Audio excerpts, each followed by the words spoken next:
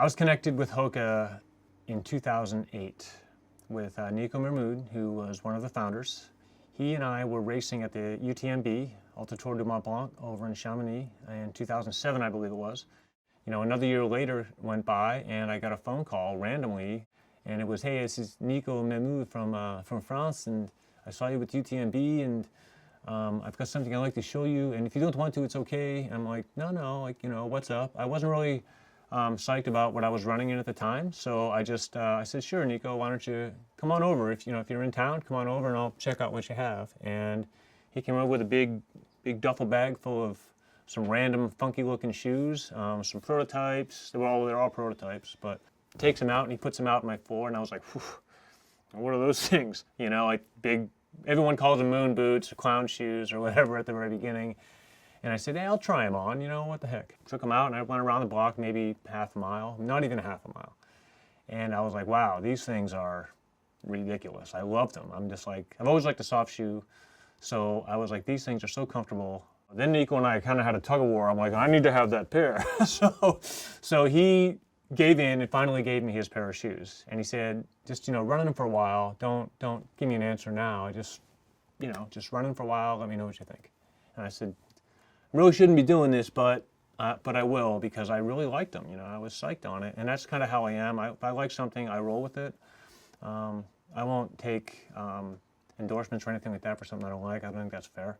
So those 2 months went by. I ran them every day, pretty much. I kind of put those other shoes in the closet and ran those like every day. And I called up my old former sponsor and I said, you know, I'm sorry. I think I'm going to change sponsorship or change companies and brands. And it was very risky because Hoka wasn't even on the market yet. All I had was this French guy at UTMB give me these shoes, and here I'm running in them. But I went to the Zane Grey 50 mile in Arizona at the end of April, and I ran in the moon boots that everybody called them. And everyone looked at me kind of funny, like, what do you got on your feet? What are you doing? You know, why are you doing this? And I'm like, I like these. I'm going to run these. And so I ran the race. And at mile 40, I broke my arm. No one really knew the story about why I broke my arm. I was climbing over a dead tree. I kind of climbed over. I reached up, grabbed the branch. It broke. I fell backwards, and I broke my arm. And then I kind of hobbled into the next aid station. I dropped out. So it was actually a negative thing for Hoka at that time because everyone thought I had the moon boots on, and I stumbled and broke my arm. Well, then I had to tell a story. So there wasn't that much buzz about it initially. But once I think people got the story out and understood what actually happened, I started getting the buzz out in Salt Lake City that, hey, these things are cool. You might want to try them. A few stores took a bit of a chance. Both decided to buy, I think, 50 pairs each store. So not very many, but they tried them out. And then they were all sold before they even came into the store.